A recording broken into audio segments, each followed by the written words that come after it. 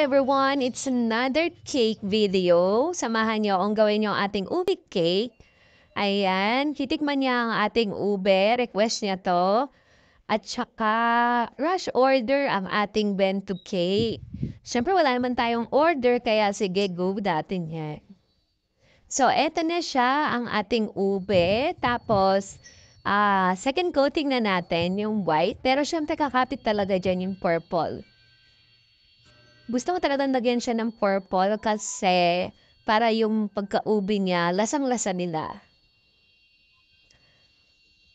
Tapos, basta yung design na ni-request niya is yung nasa top. Meron siyang ganon. So, hindi na natin siya masyadong pinakinis dyan. Tapos, may lining lang kasi siya dyan sa may border sa may gilid. Tapos, ay 7-7 PUB. Sinong naglalaro niyan?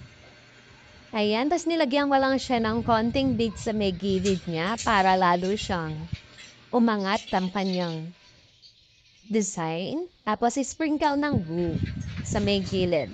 So, ayan na ang ating finished look. Transfer na natin sa ating bento box.